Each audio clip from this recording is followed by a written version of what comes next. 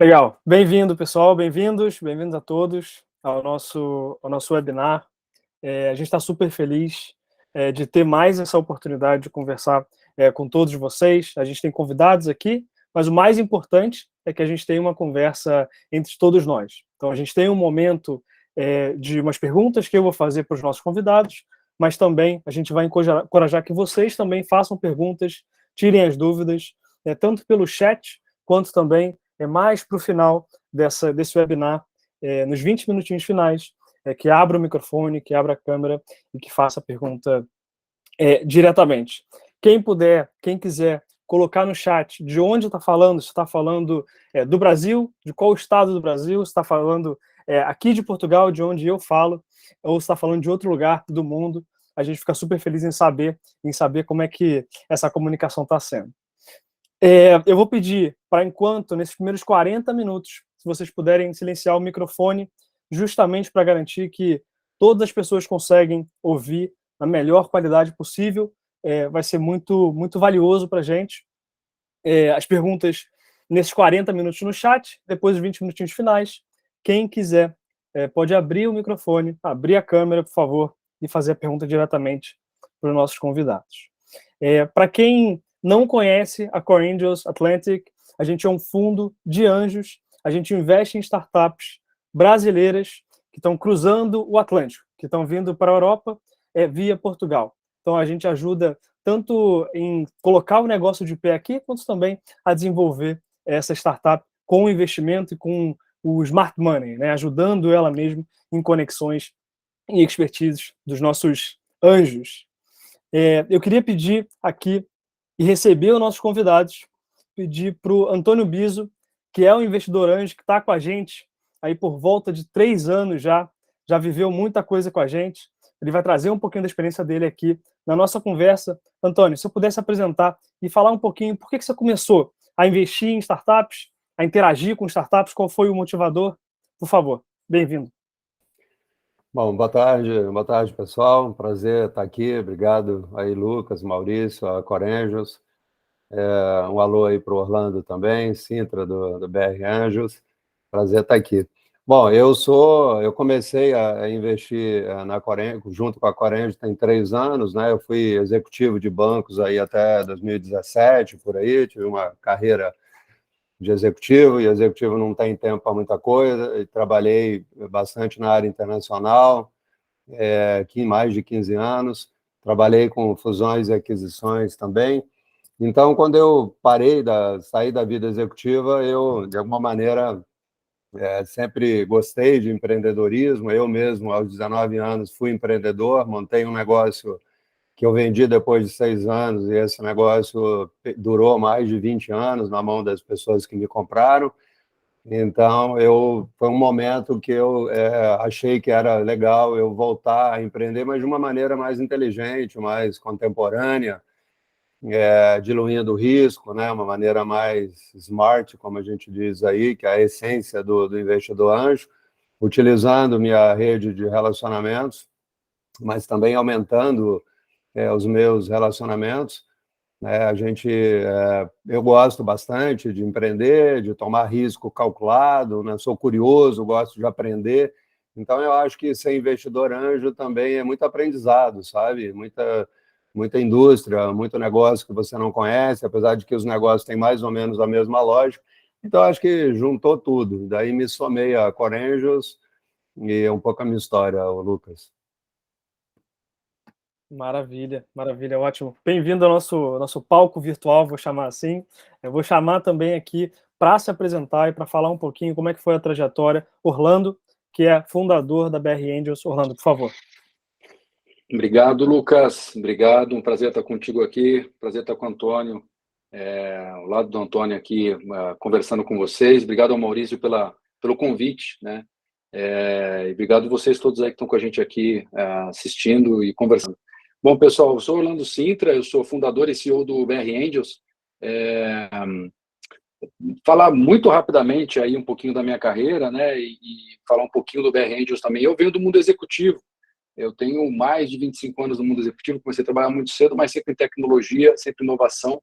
Trabalhei em empresas como Atos Origin, trabalhei na Tivit, para quem conhece aqui do Brasil, né, onde ainda era Optiglobe, trabalhei na EDS, que depois foi comprada pela HP, fui presidente de uma empresa chamada Informatica Corporation, empresa de dados, presidente para ela no Brasil, América Latina, e fui vice-presidente da América Latina para a SAP. Em 2019, tive uma boa saída da SAP, resolvi me dedicar a conselhos, estou em alguns conselhos de empresas até hoje, e ali em 2019 eu já investi em startups, né, tinha muito contato com startups, muitos amigos, amigas me perguntavam sobre o mundo de startups, e aí eu acabei falando, pô, já investia, eu vou fundar um pool aqui, fazer um pool de amigos, porque eu via rodadas que ficavam ali em aberto, e juntei 5, 10 amigos, dei um nome a isso de BR Angels, na época, e a ideia era simplesmente complementar rodadas de outros grupos, né? Foi assim que nasceu o BR Angels. Muita gente acha que foi uma coisa programada, mas não foi. E depois disso viraram 30 pessoas, 50, 100, e aí eu resolvi estruturar um pouco mais. E ao longo dessa jornada a gente fez parcerias fabulosas, né, como essa aqui com o pessoal da Core. Super agradeço aí pela parceria que a gente tem. É uma parceria super saudável, super legal, uma troca intensa de startups, de conhecimento como esse que estão aqui. E veio, né, desde então aí tracionando essa jornada. Hoje muito no mundo das startups, também no mundo de conselhos e um pouco de consultoria, aprendendo sempre, né, todo dia com todos, e tenho certeza que vou aprender mais um pouquinho aqui. Então, é um pouco disso, estou à disposição aí no que for necessário. Maravilha, maravilha. Ótimo. Então, junto com essas duas feras aqui, eu sou o Lucas Oliveira, eu sou o Startup Leader da Core Angels Atlantic. Eu vou mediar esse painel aqui, vou ter o privilégio de fazer as primeiras perguntas, mas eu queria muito encorajar que você que está com uma pergunta e já quer colocar no chat, pode colocar, e nos 20 minutinhos finais, a gente vai abrir para a pergunta direto. Então, você vai poder abrir o microfone, abrir, por favor, a câmera também, para não ficar aquela letra ali fazendo uma pergunta, e fazer a pergunta diretamente para os nossos convidados. Mas eu vou ter o prazer aqui de começar com a primeira pergunta. E a primeira pergunta eu queria já colocar o objetivo desse webinar, né? Todos aqui vieram e o grande tema é qual o critério, né? Como é que você decide, como é que você avalia, como é que você mescla ali oportunidade e risco para poder avaliar e investir em uma startup. Então, eu vou passar já para os nossos convidados. Tiago Oliveira, se você puder colocar sua pergunta no chat, ou nos últimos 20 minutinhos a gente vai abrir para a pergunta do público, e aí você abre direto a sua câmera e seu microfone e faz a pergunta direto. Então, Orlando, por favor, como é que você avalia? Como é que você escolhe uma startup e decide avançar com ela, entendendo tanto risco quanto oportunidade também nessa nova startup que você está avaliando? Legal, legal, Lucas. Bom, o processo de avaliação ele não é simples, né? Ele é complexo. Uma das coisas que eu vou pincelar algumas coisas aqui que são mais básicas, eu tenho certeza que várias das pessoas aqui já ouviram, e algumas das coisas que eu acho que não só eu, mas eu vou falar principalmente na experiência que eu tive com o BR Angels, né? E aí eu falo do BR Angels porque é uma turma, hoje são 270 associados, a gente aprende muito um com o outro aí todo dia. Mas assim, eu acho que das coisas mais básicas primeiro, quando a gente faz avaliação, avaliar sozinho é complicado. Então, quanto mais gente você tem avaliando, e mais gente inteligente, melhor, porque são pontos de vista diferentes e experiências diferentes. Isso faz parte da avaliação, ou seja, não avaliar sozinho, né? Eu acho que esse é um critério importante. E muita gente, às vezes, não se atenta a isso. Então, quanto mais avaliação 360 você tiver, com mais gente experiente, homens, mulheres, experiências diferentes, olhando essa startup, melhor. Empreendedor é uma coisa que todo mundo fala e vai falar, então é super importante. Quanto mais early stage, mais o empreendedor você tem que olhar. O empreendedor a gente fala, mas na verdade são os empreendedores, né, os co-founders, e principalmente como esse time trabalha junto. Tem chance desse time brigar? Não tem? Eles se dão bem? Não estão? Como eles se conheceram? Quanto tempo eles estão juntos? Uma das coisas que mais mata startup é co-founders brigarem, né? Marido e esposa. Tem um risco aí quando é marido e esposa. Então, a gente sempre fala, né, marido e esposa é bom, é ruim, são irmãos, é bom ou ruim, é família, isso às vezes tem um risco implícito. Né? Então, é importante você entender como é que funciona a simbiose entre esse casal ou entre essa família, porque isso pode implodir em algum momento e acabar com a startup, literalmente. Então, você entender a dinâmica dos empreendedores, qual a motivação deles, é o negócio da vida deles? É o negócio da vida deles. Né? E quando você vai discutir cláusula de lock-up, aquela que segura o empreendedor na empresa por muito mais tempo, é aí que você entende se é o negócio da vida deles ou não. Se eles têm várias distrações, isso já é um sinal que não é tão bom. Muita gente fala, não interessa o negócio da startup, o que interessa são os empreendedores. Eu, particularmente, eu não penso muito assim. Eu acho que interessa sim o negócio da startup. O que esse empreendedor quer? Muitas vezes ele não tem a ideia completamente formada, mas ele precisa ter uma ambição de que mercado ele quer atingir. Esse negócio pode escalar. Hoje em dia, escalar com lucratividade é importante. Então, não só escalar, mas escalar com lucratividade. Ele está pensando em buscar funding, hoje está mais difícil. Como ele vai buscar esse funding? Ele vai fazer um self-funding, ele vai ficar só nos anjos, não vai? Então, entender esse futuro. Uma pergunta que eu sempre faço para o empreendedor e que eu gosto de fazer, porque é uma pergunta que faz ele pensar, né? É a seguinte pergunta. Eu falo, se agora a gente pegasse e te desse 100 milhões de reais na mão, né? Ou euros, ou dólares, 100 milhões na mão. Você tem 100 milhões na mão hoje para fazer o que quiser. O que você faria na sua startup? Então, quando você traz essa pergunta para o empreendedor, ela é poderosa, porque o cara fala, uau, 100 milhões para fazer o que eu quiser, né? Você tirou a barreira do dinheiro. E aí vem a barreira do, e aí? O que você faz? Né? Você tem tudo que dinheiro não é mais problema. E aí? O que você faz? Então, quando você fala assim, bom, agora você é um bilionário, seja feliz, o que você faz? Parece fácil, né? Mas, vou viajar, tá? Você viaja um ano, e daí? E depois, né? E aí você não sabe mais o que fazer. Então, aí você começa a entender o empreendedor, o que ele quer fazer de fato. Então, acho que se pegar um conjunto disso, você começa a criar um filme da startup. E esse, para mim, é o mais importante, é avaliar o filme e não a foto. Para finalizar, não me estender muito aqui na resposta, cada vez mais avaliar o exit. Né? Então, a gente, como empreendedor anjo, como investidor anjo, a gente tem que estar de olho no seguinte, dessa startup que eu estou investindo, daqui 3, 5, 7 anos, como é que eu saio dela? É uma startup que ela vai crescer até fazer um IPO, e aí eu saio. É uma startup que deve ter um potencial de M&A. Se é um potencial de M&A, quem vai comprar? Que mercado que ela está? E quando ele joga essa pergunta para o empreendedor, vem cá, como é que você imagina os anjos saindo do seu negócio? E quando o empreendedor não sabe, nem ele sabe, não, as empresas de tecnologia podem me comprar, mas que empresa? A IBM pode me comprar. Por que a IBM te compraria? Você não é global, será que a IBM vai te comprar mesmo? Então, você trazer meio que para o hoje, né? A ideia de quem compraria essa empresa e por quanto te ajuda a responder esse valuation está caro, está barato, faz sentido eu entrar, não entrar, por quanto faz sentido eu entrar? E será que esse negócio vai ter uma saída em algum momento? Vai ter uma tecnologia lá dentro que interessa? Vai ter um mercado que vai crescer que interessa a alguém? Então, esses são, talvez, hoje os principais pontos aí que a gente avalia. Claro que tem um monte de outros, né? Mas esses talvez sejam os principais aí. Maravilha, ótimo. Só fazer um highlight aqui num ponto específico que o Orlando trouxe, a questão daquele conjunto de pessoas avaliando uma oportunidade, né? A gente vê no nosso grupo de discussão, nosso comitê de seleção ou de investimento, que cada investidor anjo tem uma perspectiva e traz e coloca ali na mesa, e o complemento disso tudo deixa uma visão 360 quase, né? Uns são muito mais focados no financeiro, outros muito mais focados na pessoa empreendedora ali, a questão da lógica do empreendedor, objetivos, o que motiva. O outro é muito produto, o produto está pronto para escalar ou não está, enfim. Então a gente tem várias perspectivas, e aí, Antônio Biso, eu vou te chamar, porque você participou de várias discussões que a gente teve para avaliar startups nossos comitês de seleção. Quando existe uma startup, uma possibilidade, o que você olha na hora do investimento?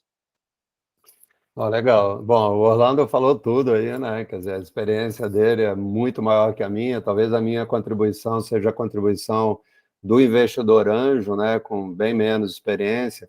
Mas eu acho que é como o Orlando falou, tudo soma, né? A decisão do investidor anjo, a decisão de investimento em startup, em veículos como a Core Angels, a BR Angels, são decisões coletivas baseadas em inteligência coletiva, baseada em experiências e backgrounds diferentes dos sócios, até porque uma coisa que eu vejo bastante, assim, um risco, né, é de viés cognitivos, né, você trazer padrões ou experiências que você teve e aí você cometer falhas de racionalidade, de lógica e tal. Então, eu, como sou relativamente novo nesse mundo, eu nunca comprei muito a ideia, eu pessoalmente, de investir só no fundador, tá? Então, obviamente que cada cada investidor, na hora do seu processo decisório, cada um tem um olhar diferente. Tem um cara que olha mais o negócio, outros olham mais o fundador, outro olha o plano de negócio, fica buscando coerências ou incoerências ali, olha os números financeiros, né? Então, cada um tem um olhar diferente, né? Eu somo o meu.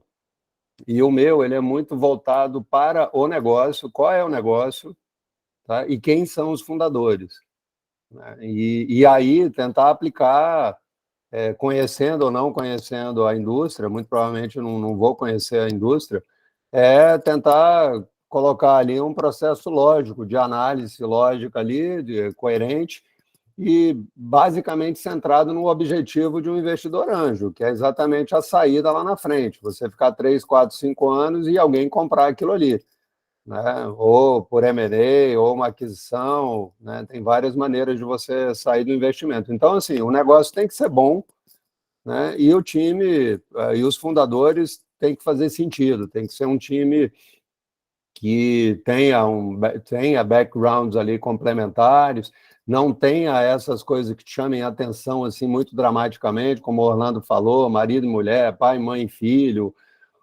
um fundador com 10%, o outro com 5%, e o resto já na mão de outros atores. Então, assim, a gente busca ali os incentivos têm que estar bem alinhados, mas assim, eu olho bastante um negócio, né? Tem setores e tem negócios que eu particularmente não gosto, né? E nem vou mencionar aqui, mas tem negócios que eu acho que são negócios que eu particularmente não invisto, não gosto de investir, mas então assim, pensar em negócios escaláveis, né? Negócios contemporâneos, aonde realmente o problema essa startup venha solucionar um problema real, quer dizer, o problema é real ou estão te contando que existe esse problema?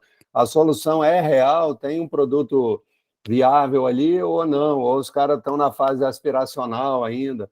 Então, basicamente, aplicar lógica. É um pouco assim o meu olhar pessoal, mas acho fundamental o somatório de experiências, né, num comitê de investimento, onde a gente ali minimiza bastante esses vieses que todos nós temos aí, né? Pouco o meu pensamento aqui, Lucas.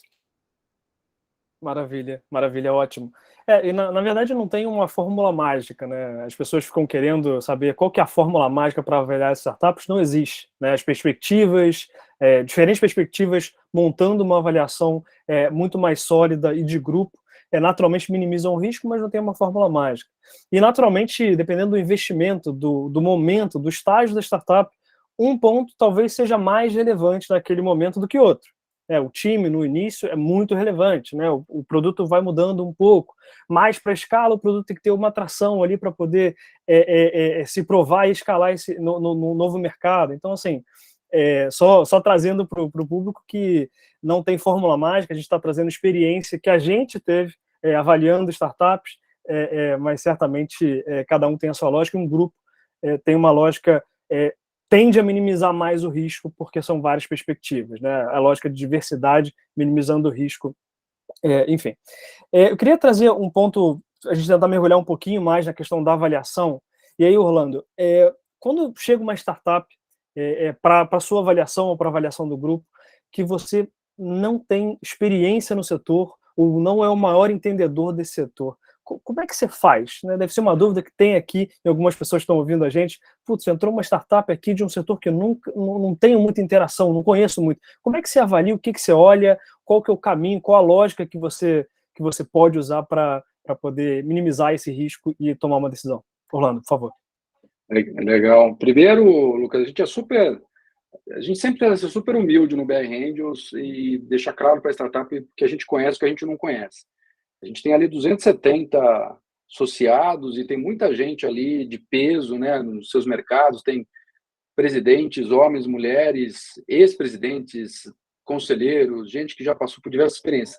Mas as experiências são diferentes, né? Então eu costumo dizer que ali todo mundo vale um voto. Por mais experiência que tenha, não interessa se gerir uma empresa de 1 bilhão, 100 bilhões, 10 bilhões ou 1 milhão, tanto faz, né? Porque as experiências são diferentes. Então, a gente tenta deixar claro para a startup que a gente conhece ou não conhece daquele segmento, né? Obviamente, várias outras experiências vão servir para avaliar essa startup. E onde a gente não conhece, a gente busca ajuda. E aí que eu acho fabuloso o networking, porque é muito difícil você não conseguir acionar alguém que conhece daquele segmento, daquele negócio, tendo uma rede grande, né? Com 100 pessoas que seja, que você conheça, se você precisar acionar alguém que conheça de um segmento que essas 100 pessoas não conhecem, muito provavelmente essas pessoas conhecem alguém que conhece esse segmento, né? E mesmo que essas 100 pessoas não conheçam alguém, elas conhecem alguém que conhece alguém.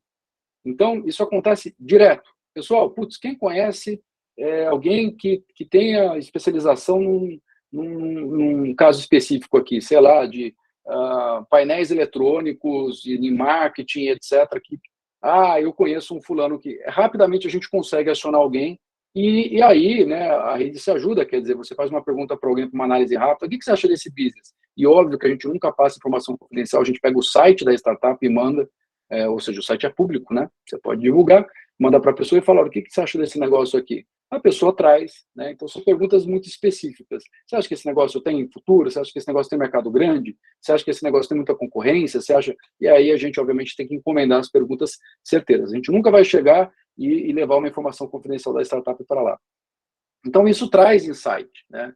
Então eu diria que assim, se você souber usar o networking, se você tiver uma rede poderosa, com um volume bom, e você souber usar essa rede, engajar essa rede para buscar essa informação, você tem.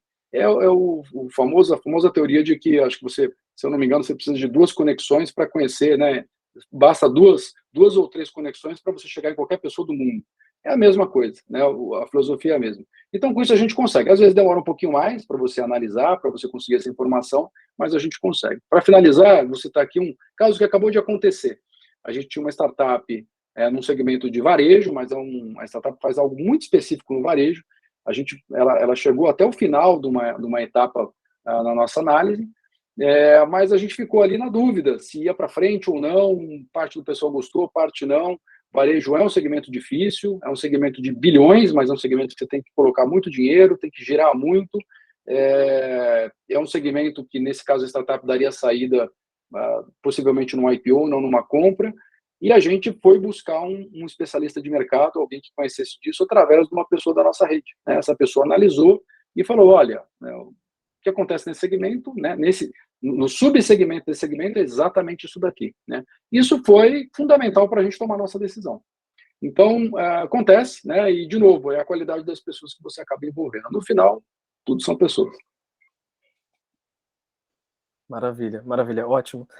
E tinha essa teoria, né, de conexões, né? Eu lembro que eram 6 conexões para você chegar a qualquer pessoa. E esse número vem diminuindo, né? Porque as pessoas estão mais conectadas, as plataformas ajudam também, e você está provavelmente a um LinkedIn, uma mensagem LinkedIn da maioria das pessoas, né? Então, eu acho que reforçando essa questão de se conecte, pergunte, não tenha essa vergonha ali de falar com as pessoas, porque a rede junto é muito mais forte, né?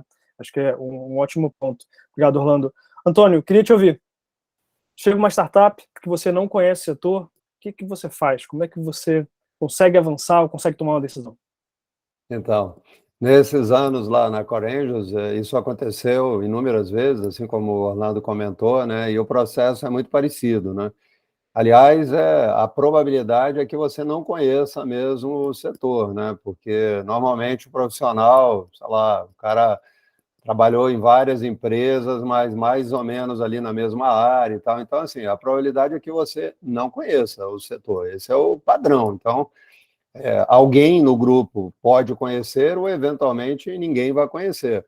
Mas mesmo alguém conhecendo, eu, assim, particularmente, não sei se ajuda tanto, tá? Porque eu acho que conhecer o setor pode não ser tão relevante, tá? Porque às vezes você conhece, mas você conhece em outro momento, né? Eu acho muito mais importante, é isso que a gente faz na Corengos, é você ter as conexões corretas ou saber como chegar nas pessoas que estão nesse negócio hoje, né, que podem checar uma questão pontual, porque às vezes não é só conhecer o setor, é uma questão específica daquele setor que às vezes você atuou no setor há muito tempo, mas você não, você era de outra área, tá?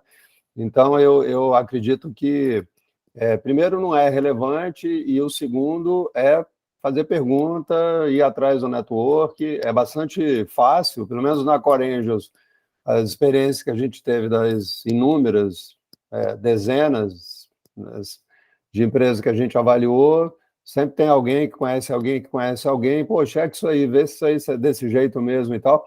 E com base nisso a gente fez decisões a favor ou contra, porque não era bem assim. Não é nem porque o fundador, o empreendedor, o cara está te mentindo. Não, o cara tem uma visão que ele acha que o negócio é daquela maneira, mas, na verdade, a gente pergunta para 2, 3 pessoas e, na verdade, não é tão fácil, ou o caminho não é por aí.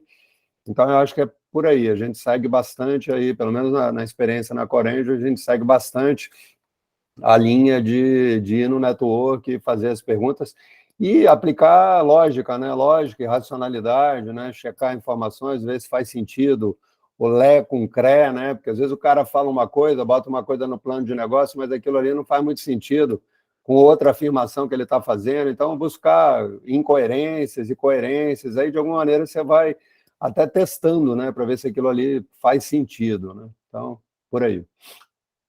Boa, ótimo. E acho que reforçando para a nossa audiência, se você quer começar a investir em startups ou já investe em startups, acho que o grande ponto é que não existe impedir outra opinião, pedir ajuda, procurar saber mais. Então, independente dos grupos, né, que aqui estão representados, eu acho que a mensagem principal traga as conexões para pensar junto com você. Um ponto também adicional que a gente usa, e eu queria reforçar, um pouco disso que você trouxe da questão do problema, né, do desafio que está sendo resolvido. A gente pode olhar para aquele desafio e entender se o desafio é um desafio que é crescente. Ele está crescendo, mais pessoas estão tendo esse desafio, estão nesse contexto. Por exemplo, a população está envelhecendo. Então, naturalmente, se tem uma startup olhando para isso, o mercado dela tende a crescer cada vez mais. Então, pode ser um indicador, independente de eu saber muito daquele mercado ou não. A outra, um critério também que é um pouco mais transversal, é a urgência da solução daquele problema. Se você vê que a pessoa precisa resolver muito rápido, provavelmente ela vai estar disposta a pagar mais, ou comprar mais rápido, ou testar a solução da startup. Isso, para um produto já estabelecido, pode ser irrelevante no mercado que ela está, mas para um produto em expansão, naturalmente é importante, porque ajuda, né? Quando você está expandindo para um mercado novo, e a nossa tese na Core Angels Atlantic é trazer para a Europa startups brasileiras, você precisa validar muito o mercado ali, né? Então você precisa daquele primeiro, a gente chama de early adopter, aquele primeiro receptor que vai consumir e vai te dar o feedback ali em cima daquela solução. Boa, ótimo. Eu quero só fechar esse bloco dos critérios, do que a gente faz, o que a gente deixa de fazer, quebrando um pouco a expectativa aqui da audiência de critérios certos, mas talvez eu queria pedir, Orlando, para você citar um critério que talvez você não veja muitos investidores olhando, mas você acha que é muito importante esse critério ser olhado, ou ser levado em consideração, ou ser ponderado de uma maneira mais forte na decisão, só para trazer também um pouco de cor aqui para esse debate aqui. Orlando, por favor. Eu acho que é uma combinação, Lucas, de ambição com planejamento. É engraçado, mas a gente vê muitos empreendedores, isso eu sinto falta às vezes dos empreendedores, ambição e planejamento, as duas coisas combinadas. Às vezes você vê uma ambição nos empreendedores, mas você não vê planejamento ou vice-versa. É impressionante a quantidade de empreendedores que apresentam um plano muitas vezes e falam, não, eu estou sendo conservador, né? Eu ouço isso e falo assim, cara, mas putz, deveria ser o contrário, né? Ele deveria apresentar o plano, você questionar e falar assim, não, eu estou sendo mais agressivo, né? Porque ele está ali para sonhar, né? Se tem alguém para segurar para baixo, é a gente, não ele, né? Se ele está sendo conservador, pô, não é a gente que vai falar para ele, não, seja mais agressivo. Afinal, ele é um empreendedor. Então, e é engraçado porque isso acontece recorrentemente. Então, eu acho que o empreendedor ele tem que ter uma ambição, e ele tem que saber demonstrar essa ambição sem arrogância para o público que ele está vendendo a ideia dele. Porque, no final das contas, ele está vendendo a ideia. Então, ele tem que ter aquela ambição positiva de falar, olha, onde eu quero chegar? Né? Eu quero ser grande, eu quero... E isso se traduz nas perguntas quando você fala, legal, me fala da sua jornada, me fala onde você quer chegar, por quanto você venderia a sua empresa? Né? Essa pergunta é outra pergunta-chave, por quanto você venderia a sua empresa? Qual seria a oferta que uma empresa faria para você que te faria parar para pensar? É 10 milhões, é 50 milhões, é 100 milhões. Ele fala, a partir dos 50 milhões dá para começar a conversar. Pronto, já, porque 50 milhões, de repente, o empreendedor, de repente, tem que estar pensando lá na frente, eu não quero vender minha empresa agora. Né? Eu quero, de repente, trazer alguém para continuar nela, eu quero ter uma ambição, eu quero pensar grande. Então, essa ambição é importante para o empreendedor, mas com planejamento. Então, as duas coisas combinadas. Quando eu falo de planejamento, não adianta ele falar, não, eu quero ser muito grande, eu quero ser uma empresa de bilhão, eu quero ser um unicórnio, mas eu não sei como chegar lá. Porque a próxima pergunta que vem é, tá bom, mas como é que você vai chegar lá? Aí ele te abre um plano que não precisa ser super detalhado, mais estruturado, de falar, eu vou chegar lá dessa maneira. Eu primeiro vou dar esse passo aqui, depois vou dar esse passo, depois esse passo. Não vai ser fácil. E se isso não der certo, eu tenho meu plano B. E se isso não der certo, eu ainda tenho o plano C. Então, quando um empreendedor mostra essa ambição e mostra esse planejamento, poxa, você fala, cara, se der errado 3 desses planos, eu tenho certeza que esse cara já vai estar pensando no 4. Então, eu quero estar com esse empreendedor ou com essa empreendedora aqui, né? Então, eu acho que é essa combinação, Lucas, para mim. Ambição mais planejamento, né? Eu sei que eu não estou te dando um critério, mas a combinação de 2 critérios aí, mas eu acho que é essa combinação. E é difícil você achar empreendedores que têm essas duas coisas, né, de uma forma estruturada, legal. Você acha, às vezes, aquele que tem uma ambição louca, mas não sabe como chegar lá, ou aquele que sabe como chegar lá, mas ele vai faturar 10 milhões daqui 10 anos. E aí não é interessante, né, do ponto de vista de startup. Sim, boa, boa. E é realmente assim, né? Para quem investe em startup, ou já participou de algum comitê de avaliação, a gente escuta muito isso, o empreendedor falando, mas eu estou sendo conservador. Aí todo mundo fica, putz, tá, ok, mas... Enfim, boa, Orlando, ótimo.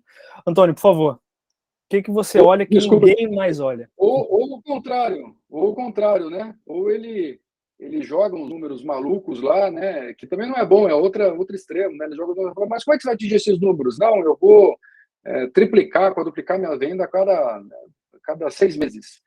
Como? Não, mas eu vou contratar gente, depois vou fazer fã. Então ele também não tem um plano, quer dizer, também não adianta nada. Nem conservador e nem agressivo também ser uma história. Tem que ter um mix dos dois. Mas, desculpa te interromper, mas só para fazer o... Imagina, claro, boa, ótimo. Biso, por favor.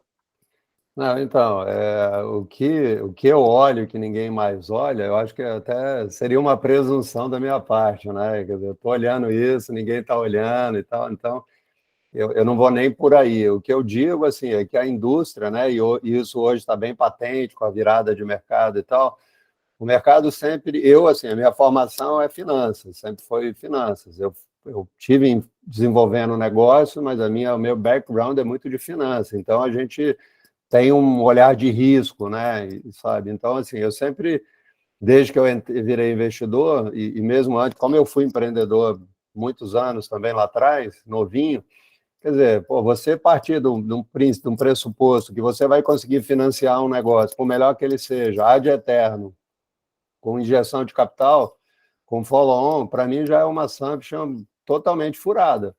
Tá? Então, assim, a gente vê que o mundo das startups nos últimos 10 anos teve uma bolha, ou teve um movimento muito favorável, mas, assim, desde o começo sempre me soou um pouco risky, demasiado, tá? Por melhor que seja o negócio. Então, assim, o negócio tem que ser bom, tá? O fundador, não vou ser repetitivo aqui com o que o Orlando falou, que a gente já falou antes, quer dizer, tem que ter um bom time de fundadores, tem que ser um bom negócio, cara, e esse negócio tem que entrar no break-even mais ou menos rápido, tá? Não, a gente não pode partir do princípio que vai ter disponibilidade de liquidez o tempo todo, né? Por quê? Porque tem risco de mercado, tem risco de liquidez, a gente está vendo hoje o que está acontecendo. Então, desde lá atrás, eu colocava esse olhar. Pô, esse negócio, ele é muito bom, mas ele é muito intensivo de capital. Dá para ver que isso aqui vai precisar de muita grana. Sei lá, te dou um exemplo aí, um negócio que eu olhei lá atrás,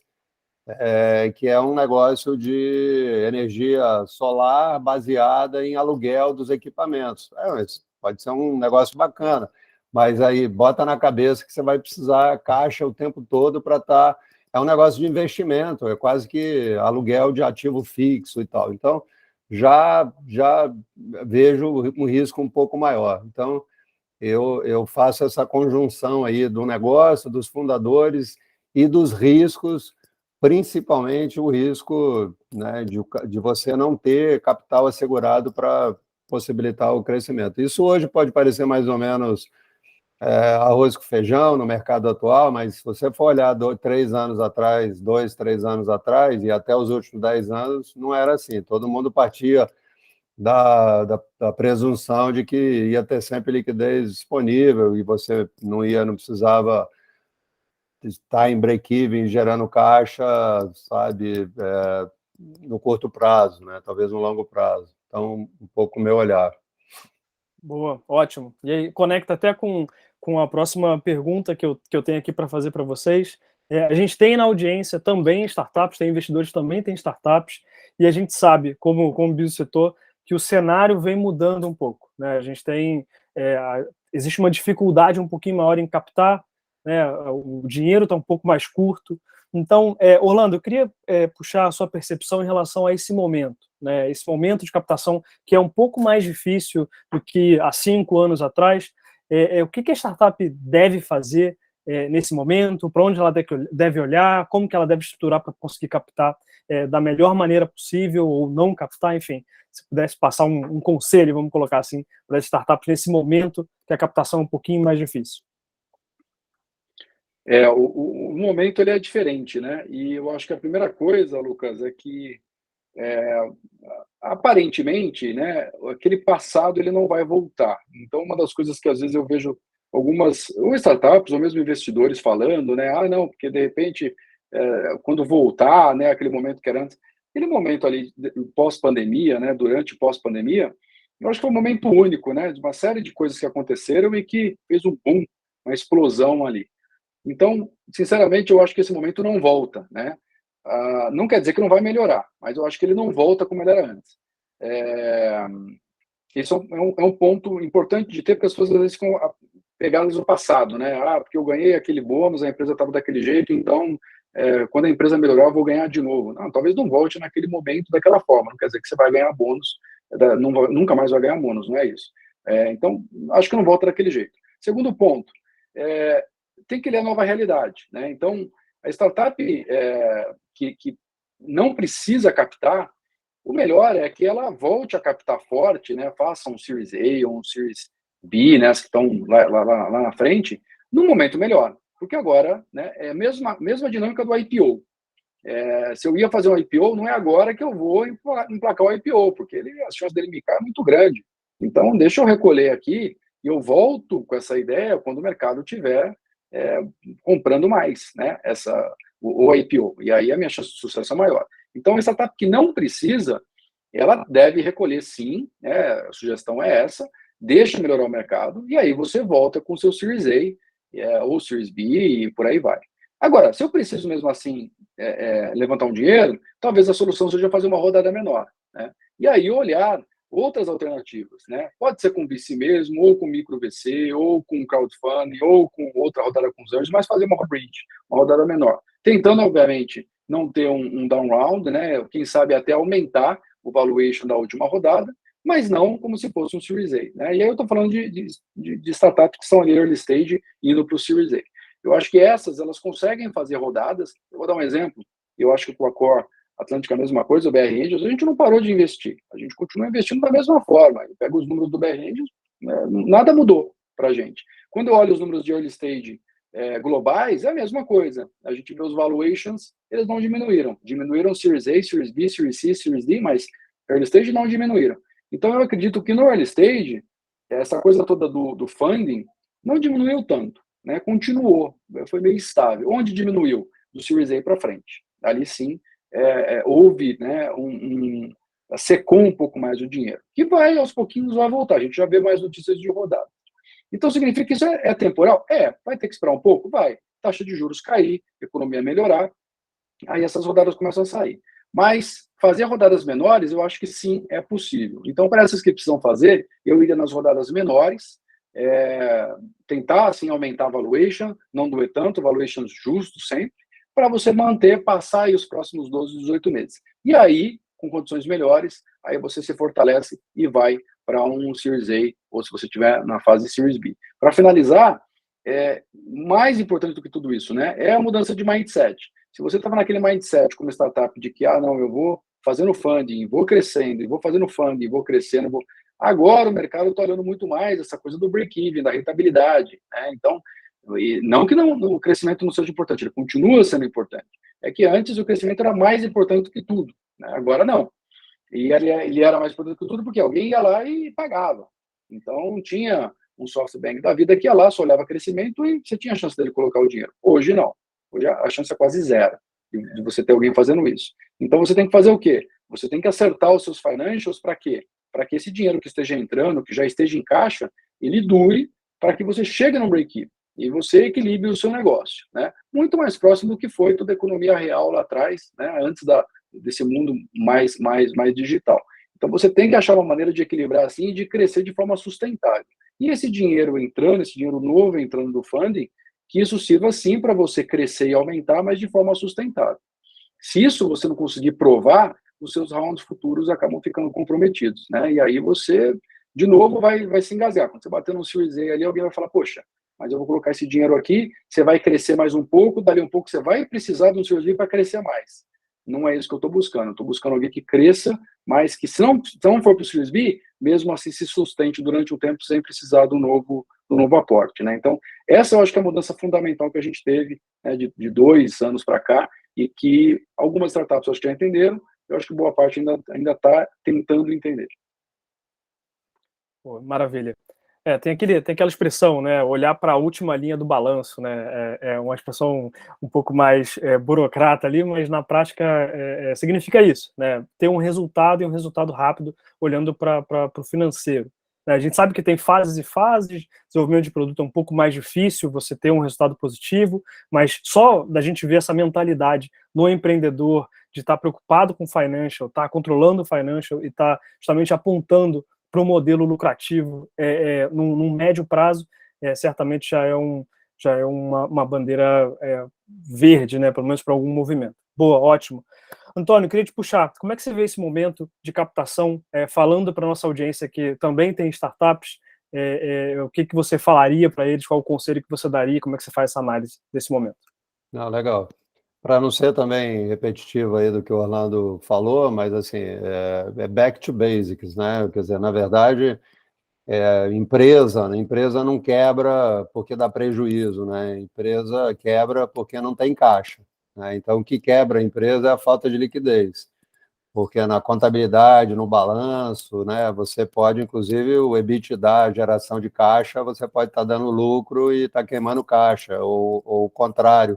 Você pode estar, eventualmente, até dando prejuízo por, sei lá, depreciação. Não é muito caso de startup, mas, em resumo, caixa, geração de caixa. Então, você tem que sentar em cima do caixa. Então, o que a gente viu aí, recentemente, a gente viu que teve startups que tomaram muito tempo para perceber um pouco a realidade. Algumas ainda não perceberam muito, o cara ainda acha que o mercado ainda está leniente, né, para alocar dinheiro. Na verdade, não é assim, porque o custo de oportunidade aumentou muito, mas o que as empresas estão fazendo, basicamente, é sentando no caixa. E aí você reduz CAPEX, você vai crescer mais devagar, você vai, sei lá, trabalhar um pouco melhor seus prazos, né? Dependendo do teu produto, vai encurtar um pouco o ciclo, né? Então, são medidas ali para você preservar a caixa. Eu também acho que o mercado não vai mudar tão cedo, não vai mudar, quer dizer, eu acho que, na verdade, teve uma grande bolha aí de dinheiro muito barato pela injeção aí de dinheiro dos bancos centrais aí no mundo inteiro, injetando dinheiro na economia, taxa de juros muito baixa, muito investimento cross-border também, chegando muito dinheiro, a gente está falando de Brasil, né? Chegou muito dinheiro de fora aqui no Brasil também, o custo de oportunidade para você aplicar a juros muito baixo, hoje não, você tem 12%, 13%, e você pode baixar um pouco, pode, mas não vai, nós estamos numa realidade diferente, de inflação alta e taxa de juros mais alta no mundo inteiro. né? Então, eu acho que é muito na linha do que o Orlando falou, e tem que, assim, não tem jeito, você tem que sacrificar. Crescimento é importante, mas você tem que crescer gerando algum caixa ou dependendo o mínimo possível de capital de terceiro ou até mesmo de equity, porque se você for ficar fazendo follow-on, daqui a pouco os próprios fundadores, sabe, já tem um incentivo muito menor do que deveria ter para poder tocar aquele negócio ali. Então, até follow-on tem limitação, e aí tem as questões da valuation, né? O ideal é você ir numa valuation realista ou mais atualizada, mas muitas vezes também não é isso que a gente vê. O cara mal consegue fazer um follow-on na valuation do ano passado ou de um ano e meio atrás. Tá? Então, complementando um pouquinho aí. Maravilha, ótimo. Obrigado. A gente está chegando nos últimos 10 minutos do nosso webinar. Quem quiser fazer alguma pergunta, eu vou pedir, eu tenho várias perguntas para fazer ainda, mas eu não quero monopolizar os nossos convidados. Quem quiser fazer uma pergunta, é só levantar a mão, que aí vai aparecer aqui para mim, e aí eu vou pedir para abrir a câmera e o microfone para poder fazer. Então fiquem super à vontade. O Alexandre Pereira levantou a mão. Alexandre Pereira, ótimo. Por favor, a sua pergunta. Boa tarde, senhores.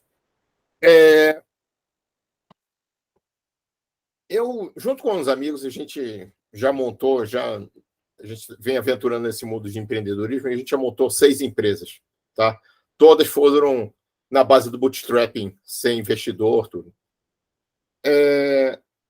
E para o final da pandemia, numa outra iniciativa nossa, a gente decidiu buscar dinheiro.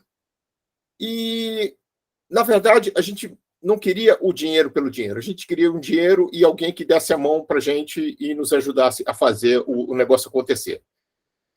E, cara, o que eu percebi é que o dinheiro a gente conseguia. A gente está falando de dinheiro anjo, tá? O dinheiro a gente conseguia.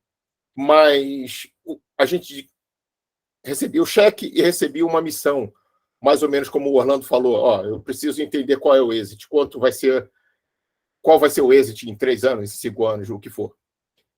E, cara, e não era isso, a gente não conseguia demonstrar isso. A gente era muito zero no negócio ainda, a gente não conseguia demonstrar. E eu chegava para o cara e falava assim, por exemplo, Orlando, cara, me ajuda a fazer isso aqui acontecer. E aí você se compromete comigo nesse compromisso que a gente vai ter aqui. E aí eu vi esse monte de empresa jogar gente fora, tal, não sei o quê, e a minha conclusão é que, no final das contas, houve uma certa irresponsabilidade dos fundos, dos VCs e etc. também, que botavam dinheiro na mão do pessoal e não se comprometia com o resultado daquilo também. Eu só queria uma opinião de vocês com relação se o nosso movimento de anjo no Brasil está meio errado ou, enfim, para mim está errado um pouco, porque o pessoal bota dinheiro, bota um compromisso e ali na frente vamos ver no que vai dar, sabe? Assim, o Antônio falou, o Orlando falou, a análise do negócio, dos empreendedores, tudo, não sei o quê, mas, assim, o que eu vi, principalmente durante o momento que eu estava de fintech, o pessoal recebia muito dinheiro, gastava o dinheiro onde não precisava, né? Precisava demonstrar crescimento para os investidores. Aí o que eles faziam? Contratava gente, porque aí quando você diz que está aumentando o seu quadro, o seu headcount, você está crescendo, que não tem nada a ver, e agora esse monte de demissão. Enfim, eu só queria uma opinião de vocês com relação a esse contexto. Não sei se eu fiquei bem claro na pergunta. Ótimo, ótimo. Não, ótimo ponto. Desculpa. Sim, ótimo ponto, Alexandre. Rolando e Biso, eu acho que é importante a gente citar também como que a atuação, né, da Core Angels e da BR Angels é um pouquinho nessa linha também de suportar o empreendedor também nessa caminhada. Orlando, por favor. Eu só queria esclarecer com o Alexandre, acho que é uma ótima pergunta, só não ficou claro para mim o seguinte, se a sua pergunta é com relação aos investidores anjo ou aos empreendedores, porque em determinado momento você falou que os empreendedores pegaram dinheiro e acabaram gastando, né, com com colaboradores, etc. Então, eu não entendi a minha pergunta, Orlando. A minha pergunta é mais com relação aos investidores, que eu acho que o investidor simplesmente dá o cheque e não botar, por exemplo, pegar um CFO seu e colocar na mesa junto com os empreendedores para ver como é que está, se o plano está no trilho, por exemplo. Legal, tá bom. Biso, posso começar? Você quer comentar? Se você quiser, eu começo comentando aqui. Não, eu até... Não, você pode comentar, eu entendi o ponto do Alexandre desde o início, eu acho que tinha grana sobrando e pouco smart, né? Muito money e pouco smart, e eu tenho uma opinião sobre isso, que a gente faz na Corenja, mas, Orlando, vai lá, comenta aí. Legal. Alexandre, acho que é uma ótima pergunta. Vamos lá. Eu montei o BR Angels, né? Uma das coisas que eu falei que eu trouxe o pool no início, a ideia era só complementar a rodada. Mas quando a coisa começou a crescer, e algumas pessoas falaram, não, Orlando, pô, monta aí alguma coisa mais estruturada e tal, eu falei, tá bom, eu vou montar. A minha ideia original não era essa, né? Eu estava me dedicando ali a boards e consultoria. Eu falei, tá bom, eu vou fazer, mas vocês me ajudam então a trazer mais gente, mas eu quero fazer um negócio diferente então, porque eu já sentia que o Smart, e aí eu não estou tecendo crítica a grupo nenhum, tá? Eu estou falando no geral. Eu via como investidor anjo que o Smart não funcionava, né? Então, isso que você falou, e o Smart é a mentoria. Smart, para mim, é basicamente mentoria, né? Você pegar a startup que você investiu e dar a mentoria, eu vou te ajudar a avaliar como está seu plano, como está sua empresa, sua parte de RH, ou finanças, ou onde a startup precisa. E a outra parte do Smart, para mim, é indicação, é abertura de porta. Você precisa falar com a EDP e a gente achar alguém que conhece alguém na EDP e te abrir porta na EDP. Para mim, o Smart é basicamente isso. Então, eu via que não funcionava, né? Tenho sempre um caso comigo de uma startup que eu investi há mais de 7 meses, eu trabalhava na SAP ainda nessa época, eu encontrei o cara num evento, né, o founder da startup, ele ligou para mim e falou assim, cara, eu precisava muito da ajuda de alguém, precisava falar com alguém da SAP. Eu falei, pô, eu sou vice-presidente da SAP, o que você precisa? Eu investi lá mais de 6 meses, e o cara precisava disso há meses e a gente nunca tinha se falado, entendeu? Eu falei, cara, 6 meses o cara precisava disso, eu podia ter ajudado ele 6 meses atrás, né? E era um negócio super fácil para mim. Não tinha conflito nenhum, fui lá e abri uma porta para ele resolver. Então, eu montei o BR Angels pensando nisso, né? Como a gente criar uma plataforma smart que funcionasse bem. Então, o associado do BR Angels, quando ele entra, além de ele ter que ser indicado, não entra ninguém que não tenha sido indicado, no termo que ele assina, ele assina lá, se solicitado, você tem que dedicar até 4 horas por mês em Smart. Isso é uma obrigação do associado. O Wilson Ferreira, presidente da Eletrobras, ele é nosso associado. Quando ele veio falar comigo, pô, Orlando, queria entrar e tal, eu falei, claro, Wilson, você é um baita nome, só que, ó, tem isso aqui. Se precisar, pô, mas a minha secretária pode agendar isso, porque eu não consigo atender na hora. Claro que pode, não tem problema. Mas se precisar, você tem que ir lá e comparecer, né? Pode ser por conferência, o que for, tem que comparecer. Então, eu estou dando essa resposta longa, por quê? Porque o que você falou é o que acontece, eu acho que na maioria dos casos, né?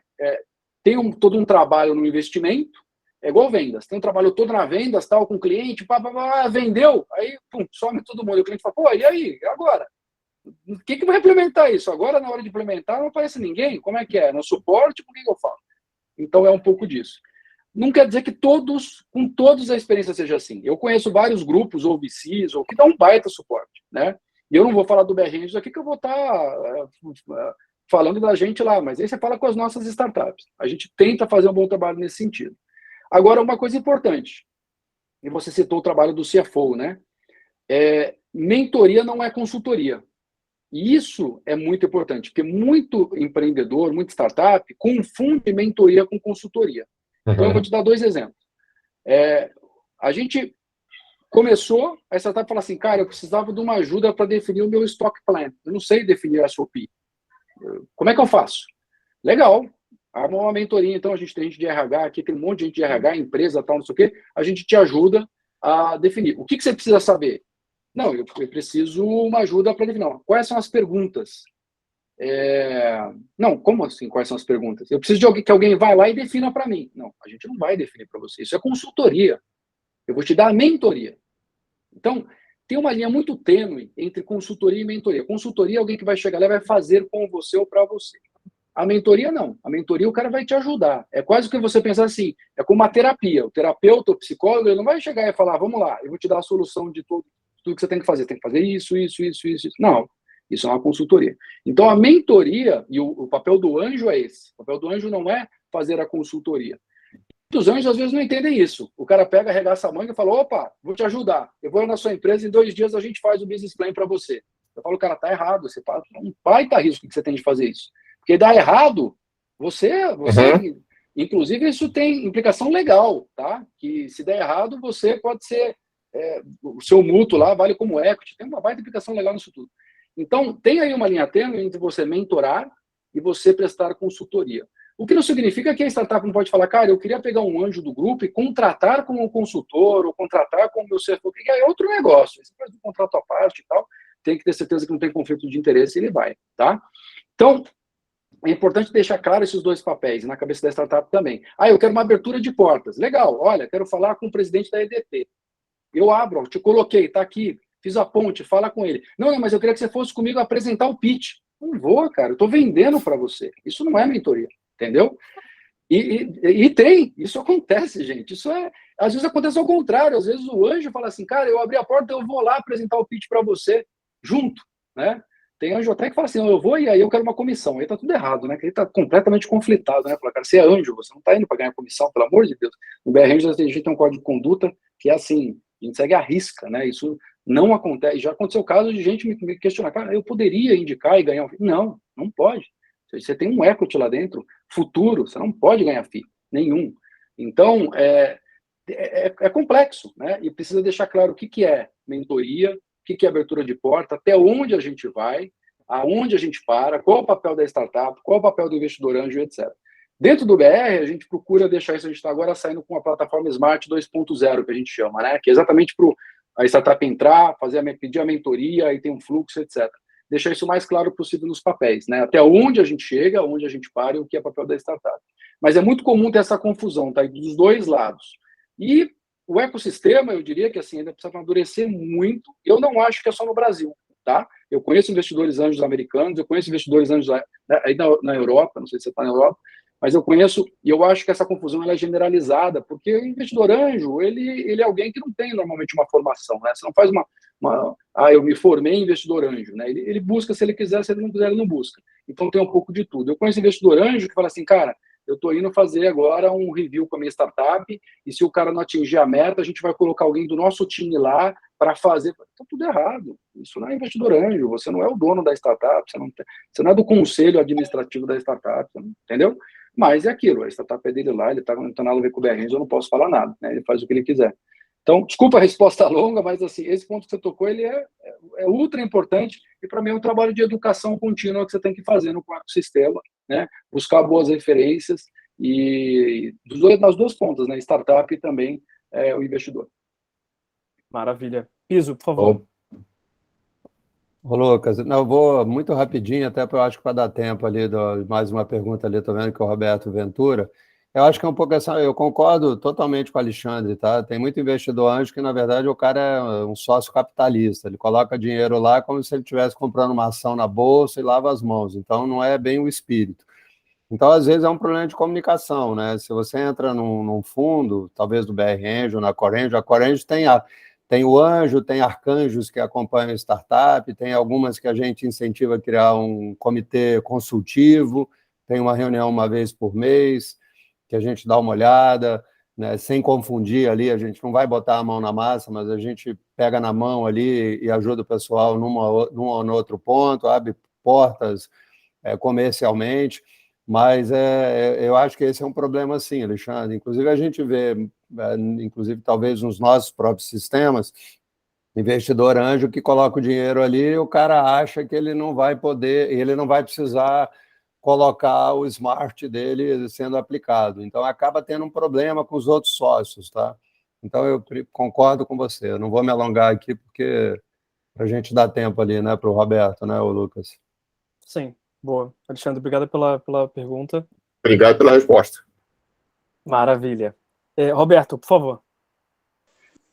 Boa tarde a todos, obrigado por pegar a minha pergunta. Meu objetivo é as boas práticas de governança corporativa nas fases da ideação, tração, implementação de um conselho consultivo ou advisors. Isso pesa na hora de selecionar uma startup para colocar capital? Obrigado. Deixa eu responder essa no comecinho aqui, até porque um dos meus chapéus aqui, eu sou do IBGC, no Instituto Brasileiro de Governança Corporativa, eu coordeno o capítulo do IBGC para o Centro-Oeste aqui do Brasil, e sou conselheiro certificado também de administração, conselheiro fiscal. Assim, essa história de que startup não precisa ter governança e tal, ela tem que ter governança desde o dia 1, tá? Porque senão ali na frente a confusão, o problema vai ficar muito maior. Então, essas relações de poder, de distribuição de poder dentro da empresa, né? Tanto de quem decide, quem toma as decisões, quem dá consultoria, quem é consultivo, quem tem responsabilidade estatutária, quem não tem. Isso aí, na minha visão, eu acho que na visão da Corengos e dos investidores que a gente conversa, tem valor, sabe? Obviamente que você não vai fazer uma governança para empresa grande, empresa de capital aberto e tal, mas se você entrar lá no site do IBGC, ele tem lá um caderno de boas práticas para governança de startups, tá? Tem, inclusive, uma comissão técnica de startups, e é um fator relevante, porque se você não começa já fazendo dessa maneira, lá na frente, o custo de fazer, e não é nem custo de dinheiro, não, às vezes, quando você começa errado, para você corrigir algumas coisas, é bastante ruim. Então, essa questão, como no Brasil também é bem complicado o risco do CPF, né, do cara que é o investidor, se ele entrou com investimento direto no equity, se ele entrou com outros instrumentos de dívida, se ele está num conselho administrativo, /consultivo, /de administração, o cara gera risco de confusão de personalidade jurídica ou não lá na frente, o Ministério do Trabalho fica em cima. Então, assim, é legal. Dependendo do negócio, a gente tem investidas na Corengos que tem conselho consultivo, investida de 3 anos, já com MVP na rua, vendendo, faturando e tal, já quase no break-even, tem conselho consultivo, tem um conselho até científico, porque tem uma que é uma health tech e tal, tem um conselho consultivo, tem um conselho científico. Isso é bacana ter, tá? Você não precisa ter conselho fiscal, conselho administrativo, mas eu acho que uma governança apropriada, adequada para a startup, eu acho que é importante desde o dia 1. Tá? Maravilha. Orlando? Né, assim, totalmente de acordo. Acho que só para complementar um pouquinho, no BR Angels, para a gente é deal breaker, né? Um dos pontos que a gente coloca para a startup que a gente vai investir é a gente ter um conselheiro consultivo do BR Angels na startup, que é o nosso cordão umbilical ali. A startup nem precisa estabelecer um conselho formal consultivo, se ela não tiver, mas a gente tem que ter um conselheiro, né? E ela pode chamar isso de conselho entre a startup e o empreendedor, para ter pelo menos ali uma reunião mensal ou trimestral, etc. A gente lançou recentemente um playbook para as startups sobre como ela se preparar melhor no seu relatório mensal, seu relatório periódico, né, mensal ou trimestral, porque a gente nota que muitas startups têm dificuldade de fazer isso. Obviamente, a governança é muito mais do que isso, mas é importante para a gente, na hora da avaliação, a gente não toca muito no assunto de como está a sua governança, porque quando você faz essa pergunta para a startup, ela até recebe de um jeito errado, né? Ela fala, ixi, esses caras não sabem o que estão falando, né? Quando se fala de governança, já remete a coisa de empresa grande. Mas é muito bem-vindo quando você nota, através das apresentações ou outras perguntas, que essa startup tem algum tipo de governança, né? Tem processos estabelecidos, tem controles, etc. Como o Luiz falou, dentro do tamanho daquela startup. Eu vejo muita gente hoje já formada, né? Pensando nesse tema de, eu vou entrar como board advisor de startup, etc. Eu acho que o grande ponto cada startup tem seu tamanho e sua necessidade. Então, eu acho que o ponto principal é não achar que a governança das grandes empresas ou médias vai se aplicar para a startup. Ela precisa se preparar, mas tem o momento certo para isso, né? E quando ela está no early stage, ela precisa de muita pouca coisa sobre governança ainda, ela precisa saber muito do que ela vai precisar e começar a se preparar. Mas ali implementado não é tanta coisa assim para o futuro. Maravilha, ótimo. Ótimo, obrigado, Orlando, obrigado, Antônio, pelas respostas. A gente avançou um pouco aqui no horário, significa que a conversa estava boa. Eu vou fechar aqui, vou pedir para os nossos convidados darem uma palavrinha final aqui para fechar essa conversa. Se tem algum tema, algum tópico que você acha que é super legal a gente trazer convidados, discutir aqui em conjunto, coloca no chat, que a gente vai levar em consideração, a gente organiza esses talks muito para ter essa conversa com vocês, né? A nossa audiência tem investidores, tem startups, e o tema, o mais relevante possível, vem de vocês para a gente. Então, escreva no chat se você tem algum tema, algum tópico que você acha que é legal a gente organizar esse talk e ter uma conversa aqui aberta entre nós. Enquanto vocês estão escrevendo, eu queria pedir, Orlando, últimas palavras para a gente fechar aqui a nossa conversa, por favor. Não, de novo, um prazer estar com vocês aqui, uma honra estar do lado do Biso, enfim, eu agradeço o convite demais aí do Maurício, agradeço a parceria, né, da Core com BR Angels, e vocês aí que tiveram com a gente, fico super à disposição no que precisarem. Investimento anjo não é um investimento simples, e sem sombra de dúvida é um investimento que tem intrínseco a ele ajuda as startups a estar próximo, né, nem de longe. É um investimento que você tem que pensar que é um investimento passivo. Então, estou super à disposição no que precisar. Obrigado mais uma vez pelo convite. Obrigado. Antônio, por favor. Legal, obrigado Corenjo, obrigado Lucas, Maurício, prazer também estar com o Orlando aqui, que é um craque, né, a gente aprende muito aí com a BR Angels, né, um pioneiro aí no Brasil. Obrigado a vocês que estiveram aí com a gente, né, Investidor Anjo é uma trilha, é um aprendizado, é divertido, dá para ganhar dinheiro, a gente aprende muito, faz amigos, então, assim, não é fácil, né, precisa de tempo, dedicação e tal, mas é muito gratificante, tá? Então, convido aí vocês a conhecerem a BR Angel, conhecerem a Core Angels, e meu abraço para todos e obrigado mais uma vez aí pelo convite. Maravilha, ótimo, pessoal. Então, quem está assistindo até agora, muito obrigado pela participação, pelas perguntas, por ficar aqui com a gente até esse finalzinho. Em nome da Core Angels Atlantic, eu quero agradecer muito a presença de vocês. Isso vai ficar gravado também, então vai ficar disponível. Se você quiser depois enviar para alguém que não conseguiu acompanhar, não conseguiu assistir agora, a gente vai disponibilizar também no nosso canal.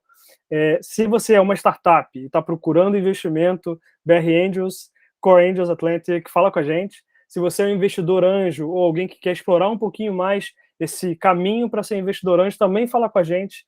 Tem muita coisa a descobrir, como o Orlando, como o Biso trouxeram, muita coisa, é uma caminhada. Então, certamente vai ser muito, muito divertido conversar com vocês e ter vocês aqui com a gente, tanto na BR Angels quanto na Core Angels Atlantic. Pessoal, obrigado.